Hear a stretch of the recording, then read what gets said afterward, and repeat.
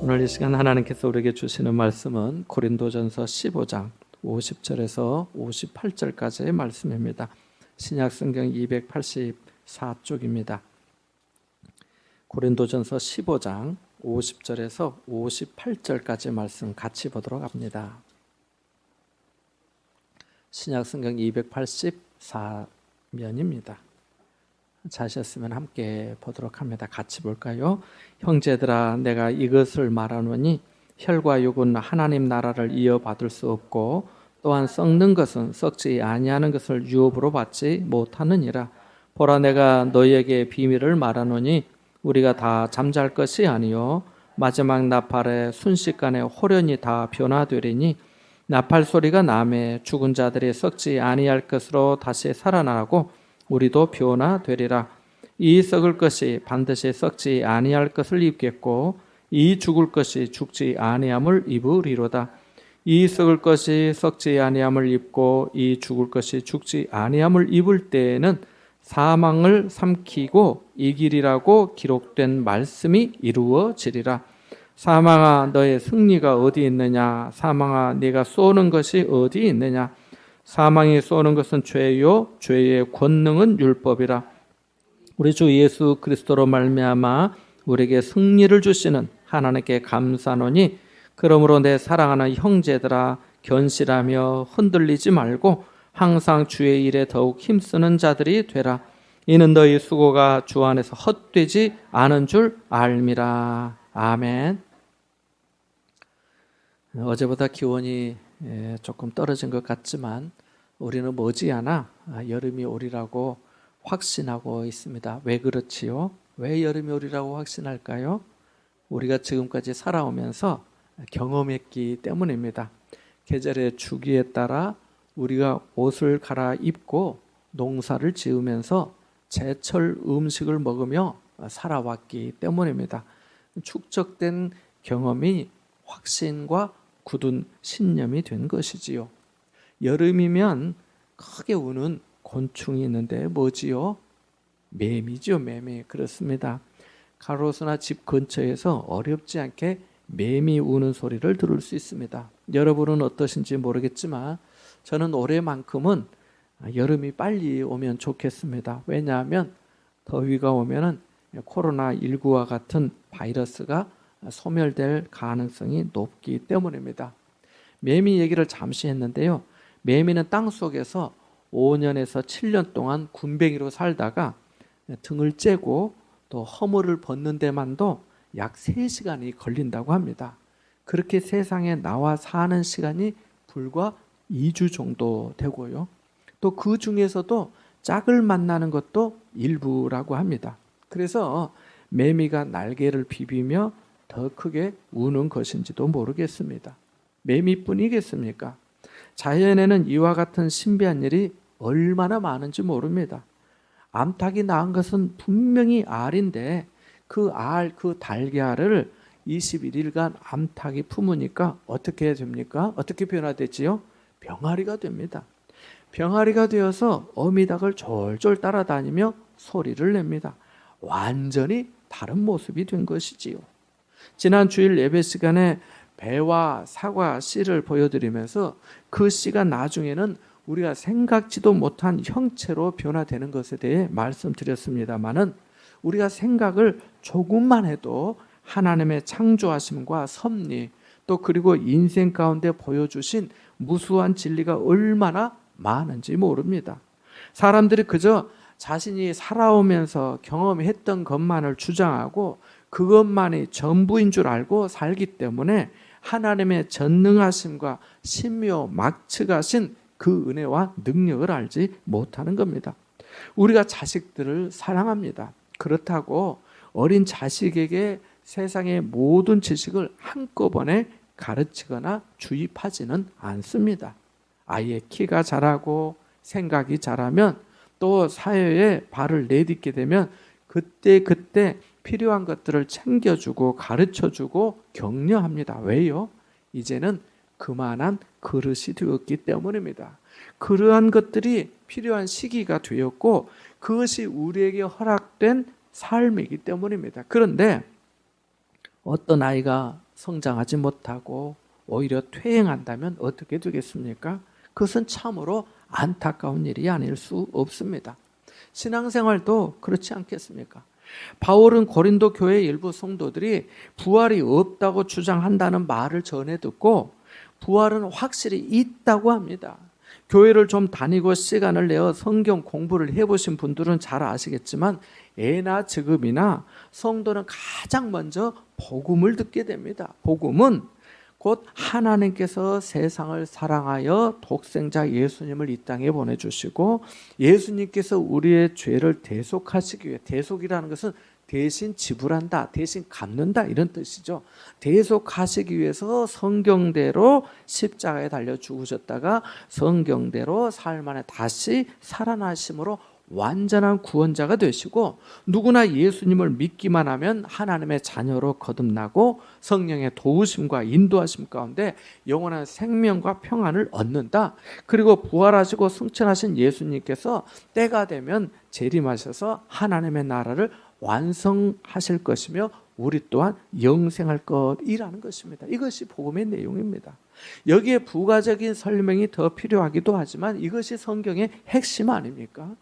그래서 예수님도 요한복음 5장 39절에 성경이 곧 내게 대하여 증언하는 것이라고 하신 겁니다.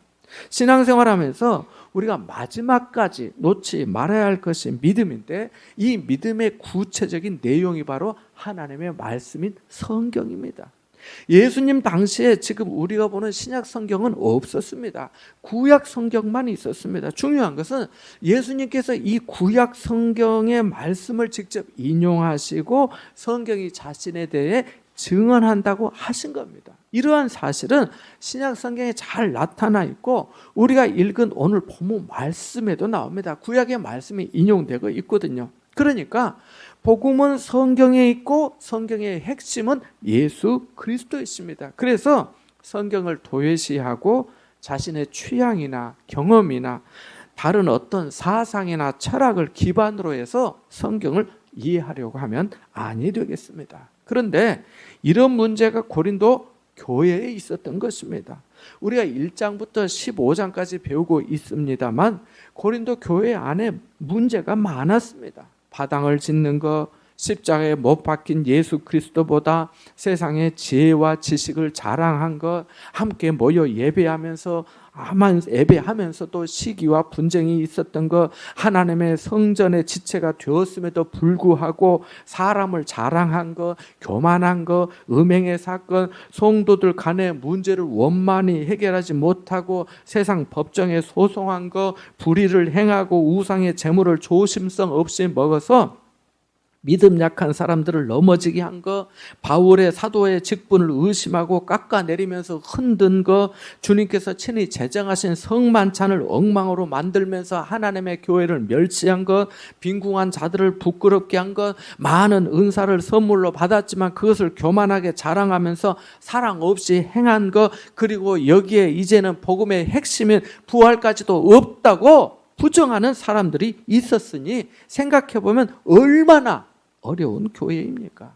제가 얼마 전에 원자력 병원의 직원들 중에 예수 믿는 의사, 간호사, 행정 직원으로 조직된 신우의 예배 시간에 말씀을 전하면서 이 고린도 교회의 이런 상황을 잠시 얘기하면서 내가 회원들에게 물어봤습니다. 여러분이 다니는 교회가 고린도 교회와 같은 교회라면 어떨 것 같습니까? 여러분이 교회를 선택해야 하는 입장이라면 이렇게 시끄럽고 문제 많은 교회를 선택할 수 있겠습니까? 이런 문제가 있는 교회라도 다닐 수 있겠습니까? 라고 그랬더니 대부분의 회원들이 선뜻 대답을 못하는 겁니다. 그런데 그 중에 한 회원이 이렇게 말하는 겁니다. 목사님, 시끄러워도 교회는 다녀야 되지 않을까요? 이렇게 말을. 뜻밖의 대답에 같이 있던 회원들이 약간 놀라는 눈치였습니다. 그렇습니다. 앞서 말씀드린 것처럼 고린도 교회는 우리의 상상을 초월하는 문제가 산적한 교회였습니다. 자, 이렇게 보통 사람 같으면 문제 많은 교회를 회피하거나 무관심하기 쉬운데 바울은 그렇지 않았습니다. 해산하는 수고를 통해 위험을 무릅쓰면서 복음으로 낳은 교회였기 때문입니다. 그래서 고린도전서 4장 15절에 그리스도 예수 안에서 내가 복음으로써 너희를 낳았음이라고 한 겁니다. 바울에게 있어 고린도 교회는 1장 2절의 말씀처럼 여전히 그리스도 예수 안에서 거룩하여지고 성도라 부르심을 받은 하나님의 교회였기 때문입니다. 교회를 무엇보다 사랑했기 때문입니다. 그래서 이 교회를 다시 복음으로 세우려 했고 무지와 교만과 시기와 질투와 엉뚱한 방향으로 흐르는 다양한 문제들, 특히 부활에 대한 오해와 왜곡을 바로잡으려고 했습니다. 그래서 15장 1절 2절에 형제들아 내가 너희에게 전한 복음을 너희에게 알게 하노니 이는 너희가 받은 것이요 또 그 가운데 선 것이라. 너희가 만일 내가 전한 그 말을 굳게 지키고 헛되이 믿지 아니하였으면 그로 말미암아 구원을 받으리라고 한 말씀이 이러한 맥락에서 나온 겁니다. 15장 말씀을 부활장이라고도 하는데요. 바울은 예수님의 부활을 직접 본 증인들이 많고 만삭되지 못하여 난 자 같은 자신도 예수님을 만났다고 합니다. 그리고 지난 주일에 배운 것처럼 우리가 아담의 후손으로서 아담과 같은 이 육의 몸을 입고 있지만 살려주시는 예수 그리스도의 영으로 말미암아 우리가 하늘에 속한 자로 살게 되었다고 합니다. 하늘에 속한 자는 하늘에 속한 이의 형상을 입게 될 사람을 말합니다. 하늘에 속한 자는 땅의 것을 추구하며 살지 않는 사람을 말합니다. 하늘에 속한 사람은 예수 그리스도 안에서 자유롭고 기뻐하며 감사하며 인내하며 소망 중에 즐거워하며 사는 사람을 말합니다. 믿는 사람이 진정으로 하늘에 속한 자인지 땅의 흙에 속한 자인지 우리가 구별하기는 쉽지 않습니다. 그러나 금방 말씀드린 것처럼 몇 가지의 표징을 통해 어렴풋이 발견할 수 있지 않겠습니까? 그의 말과 행동, 주님을 위한 수고와 헌신을 하면서도 겸손히 순종하며 인내하며 범사에 감사하고 말씀과 기도를 붙들고 그리스도의 덕을 나타내고 있는지 아니면 입만 열면 불평과 원망이고 근심과 걱정을 달고 사는지를 보면은 성경을 많이 모르는 사람이라 해도 어느 정도 알 수 있지 않겠습니까? 오늘 본문의 말씀은 부활장의 마지막 부분입니다. 천천히 살펴보시면 아시겠지만 바울은 15장의 말씀을 시작하면서 부활은 기정사실이라고 합니다. 만일 부활이 없다면 그리스도께서 다시 살아나지 못하셨을 것이고 우리가 전파하는 것도 헛것이며 너희의 믿음도 헛것이며 여전히 죄 가운데 있을 것이며 그리스도 안에서 잠자는 자도 그걸로 끝났을 것이라고 하며 세상의 모든 사람 가운데 우리가 더욱 불쌍한 자가 될 것이고 뭐 한다고 위험을 무릅쓰면서 복음을 전하겠냐고 하였습니다. 그럴 이유가 없다는 것이지요. 부활이 없다면 그냥 하루하루 기분 내키는 대로 하고 싶은 거 하고 먹고 싶은 거 먹으면서 즐기면서 살면 되니까요. 여러분이라 해도 그렇지 않겠습니까? 그리고 이 말씀을 듣는 성도들이 다음에 무엇을 물어볼지 예견이라도 한 것처럼 부활의 형체는 신령한 몸으로 다시 살아날 것이라고 하였습니다. 자, 이제 50절의 말씀을 읽어보겠습니다. 50절 말씀입니다. 형제들아 내가 이것을 말하노니 혈과 육은 하나님 나라를 이어받을 수 없고 또한 썩는 것은 썩지 아니하는 것을 유업으로 받지 못하느니라. 아멘. 병아리가 더 이상 달걀이 아닌 것처럼 다 자란 작물이 더 이상 씨가 아닌 것처럼 부활한 몸은 현재의 몸과 다른 신령한 몸이어야 합니다. 그래서 혈과 육은 하나님의 나라를 이어받을 수 없다고 한 것입니다. 썩는 것은 썩지 아니하는 것을 유업으로 받지 못한다는 말씀도 마찬가지입니다. 하나님의 나라는 썩어지지 아니하는 영원한 새 하늘과 새 땅의 나라이기 때문입니다. 인간의 육체를 초월한 그러면서도 우리의 믿음과 인격이 유지되는 연속성의 신비이기 때문입니다. 42절에 죽은 자의 부활도 이와 같으니 썩을 것으로 심고 썩지 아니할 것으로 다시 살아난다는 말씀과 같은 맥락입니다. 자, 그런데 여기서 중요한 질문이 하나 생깁니다. 그것은 혈과 육은 하나님의 나라를 이어받을 수 없다고 했는데 지금 육의 몸에 있는 사람, 즉 혈과 육을 입고 있는 사람은 주님이 재림하실 때 어떻게 되느냐 하는 겁니다. 혈과 육은 하나님의 나라를 이어받을 수 없다고 했으니까 차라리 죽어 있다가 부활의 날에 썩어지지 아니하는 몸으로 다시 살아나는 것이 더 좋은 일이 아닌가 하는 생각이 드는 겁니다. 만약 여러분이 이런 생각을 조금이라도 해보셨다면 고린도 교회 성도들도 그러한 것입니다. 그래서 바울이 이렇게 말합니다. 51절 52절의 말씀을 같이 읽어보겠습니다. 같이 봅니다. 보라, 내가 너희에게 비밀을 말하노니 우리가 다 잠잘 것이 아니요 마지막 나팔의 순식간에 호련이 다 변화되리니 나팔 소리가 나매 죽은 자들이 썩지 아니할 것으로 다시 살아나고 우리도 변화되리라. 아멘. 이 구절이 다른 성경에는 이렇게 번역되어 있습니다. 경청해 보십시오. 내가 이제 심오한 진리 하나를 말씀드리겠습니다. 우리는 죽지 않고 모두 변화할 것입니다. 마지막 나팔 소리가 울릴 때에 순식간에 눈 깜빡할 사이도 없이 죽은 이들은 불멸의 몸으로 살아나고 우리는 모두 변화할 것입니다. 이렇게 되어 있습니다. 고린도 교회 일부 성도들 중에는 부활이 없다고 하면서 어떻게 인간의 육체가 다시 살아날 수 있느냐? 다시 살아난다면 그 모습은 어떤 형체냐? 다시 살아나는 순서는 어떻게 되느냐라고 하였습니다.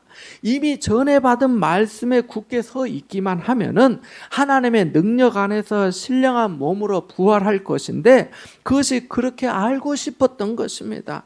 알고 싶은 것까지는 좋지만 그러한 의심이 불신앙과 불경건이 되면서 부도덕한 생활로 이어진 것입니다. 그래서 그 많은 문제를 야기시킨 거예요. 방금 읽은 구절에서 바울이 어떻게 말씀합니까? 내가 너희에게 비밀을 말해준다고 하면서 우리가 다 잠잘 것이 아니라고 합니다. 잠잔다는 것은 18절 말씀에서도 언급이 되었는데요. 죽음을 의미합니다. 그러니까 이 구절에서는 어떤 뜻이 되겠습니까? 우리가 다 죽지는 않을 것이라는 겁니다. 중요한 것은 죽지는 않지만 어떻게 된다고 합니까? 마지막 나팔의 순식간에 호련히 눈 깜빡할 사이도 없이 다 변화될 것이라고 합니다.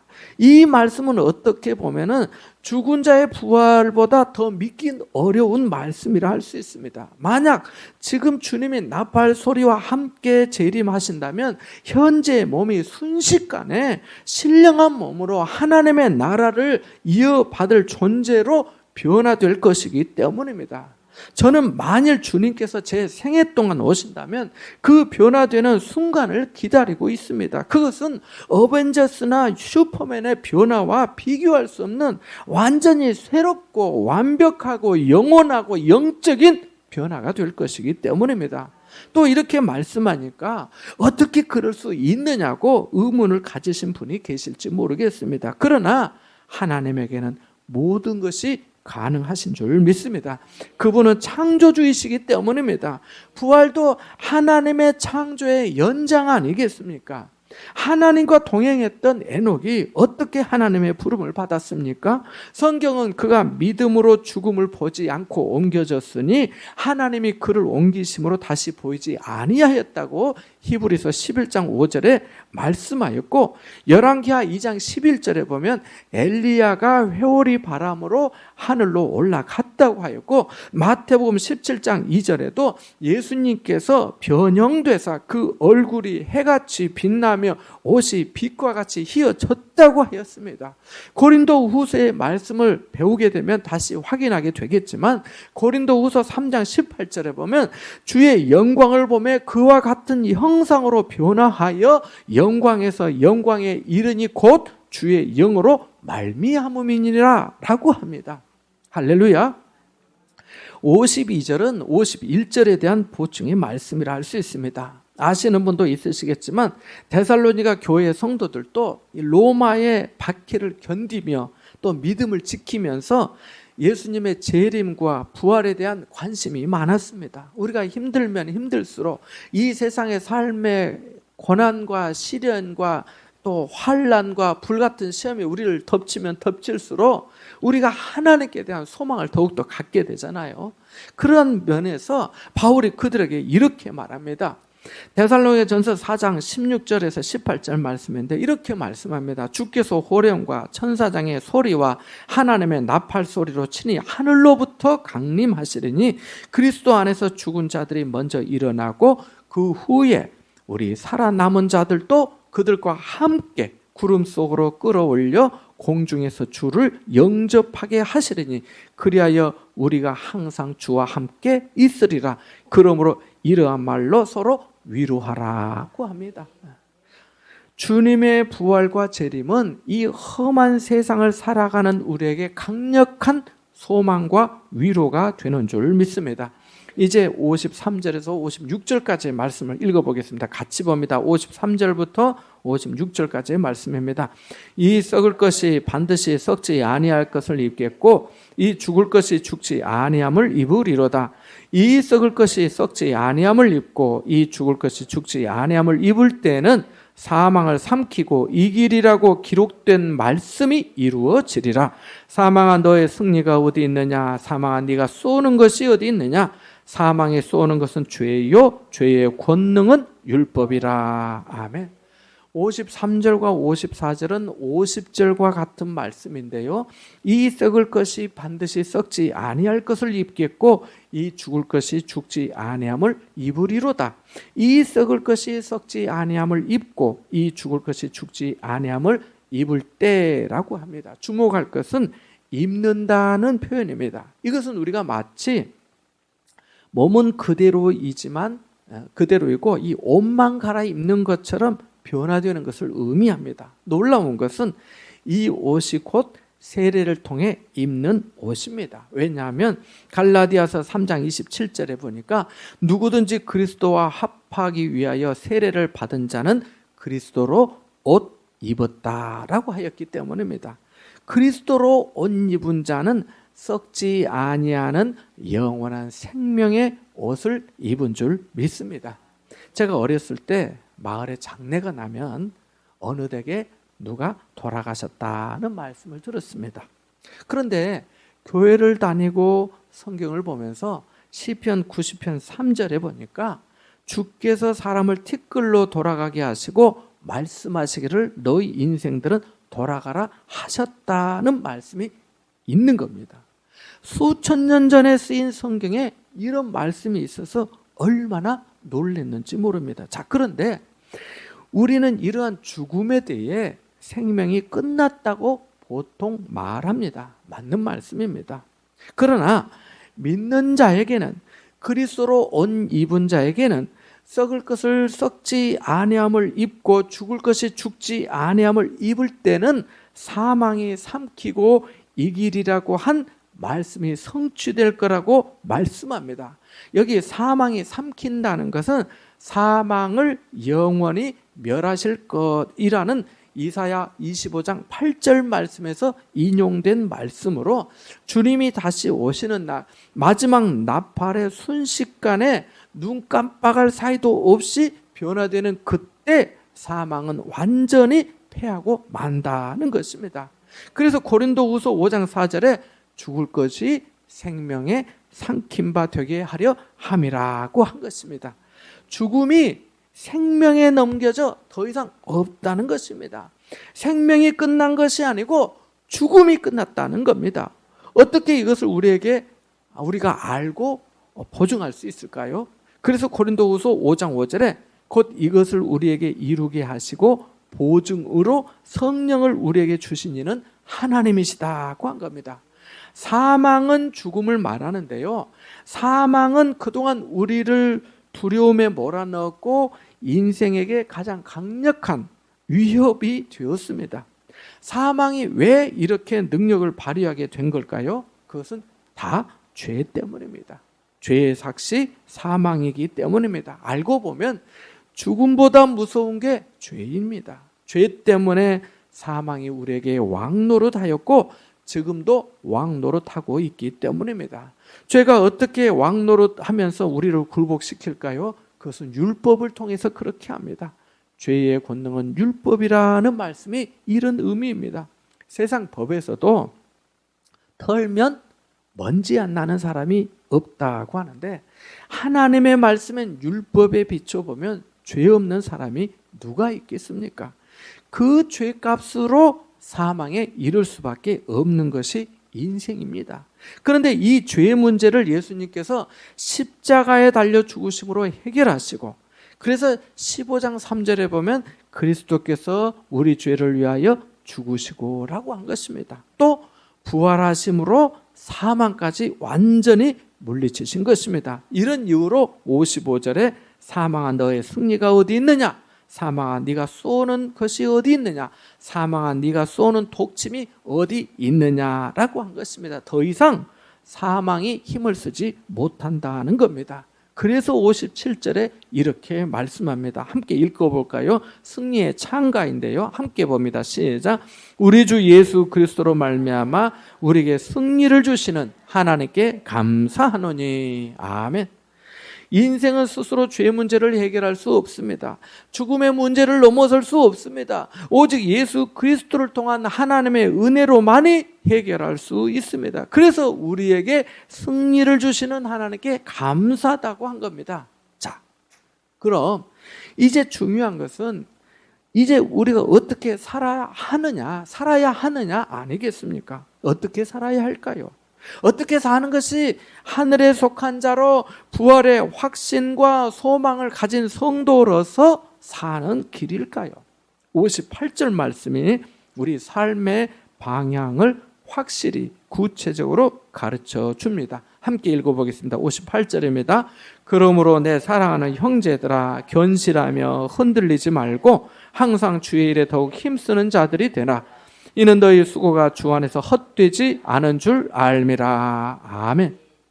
사랑하는 여러분, 저는 바울이 고린도 교회의 여러 가지 문제와 부활에 대한 오해와 왜곡에 대해 말씀을 전하면서 가장 당부하고 싶었던 말씀이 이 말씀이라고 봅니다. 견실하다는 뜻은 굳게 선다는 뜻입니다. 굳게 서야 흔들리지 않기 때문입니다. 이 세대를 보십시오. 우리를 미혹하고 넘어뜨리기 위해 흔드는 일이 얼마나 많습니까? 세상의 문화가 그렇고 세상의 사람들이 그렇고 환경이 그렇고 또 우리 마음에서 충동질되는 그런 욕심의 미혹들이 얼마나 많습니까? 바울도 당시 고린도의 성도들이 여러 가지 사정으로 그러한 입장에 있다는 것을 잘 알았던 것입니다. 그럼에도 불구하고 하나님이 살아계시고 예수 그리스도의 복음이 사실이며 부활이 확실한 일이기 때문에 믿음에 굳게 서서 흔들리지 말고 성도들이 항상 주의 일에 더욱 힘쓰길 원했던 것입니다. 왜냐하면 그 모든 수고가 헛되지 않은 줄 알았기 때문입니다. 그래서 그 자신도 15장 10절에 내가 나 된 것은 하나님의 은혜로 된 것이니 내게 주신 그의 은혜가 헛되지 아니하여 내가 모든 사도보다 더 많이 수고하였다 라고 한 것입니다. 그것조차도 오직 자신과 함께 하신 하나님의 은혜라고 한 것입니다.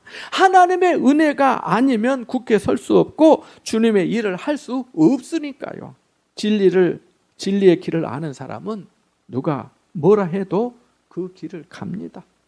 넓고 편한 길이 아니기에 많은 사람이 찾지 않는 좁은 길이지만 이 길이 생명의 길인 줄 알기에 포기하지 않습니다. 그 걸음과 수고가 헛되지 않음을 알기에 다른 사람보다 더 많이 수고하기도 합니다. 바울이 깨닫고 달렸던 것처럼 달리고 달렸던 것처럼 우리도 항상 주의 일에 더욱 힘쓰는 자가 될 수 있다면 얼마나 좋을까요? 주님께서 기뻐하시고 우리에게도 큰 은혜와 유익이 될 줄 믿습니다. 이와 같은 은혜가 여러분과 함께 하시기를 축원합니다. 잠시 말씀을 묵상하겠습니다.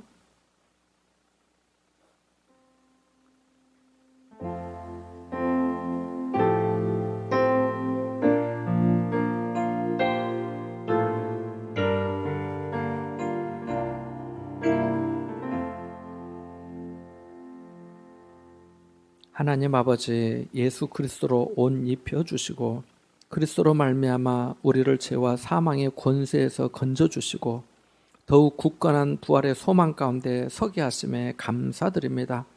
견실하며 흔들리지 말고 주의 일에 더욱 힘쓰는 복된 삶이 될 수 있도록 우리 모두에게 은혜를 더해 주옵소서. 그래야 무엇을 하든지 다 하나님의 영광을 위해 살아가는 귀한 삶이 되게 하여 주옵소서. 예수님의 이름으로 기도하옵나이다. 아멘.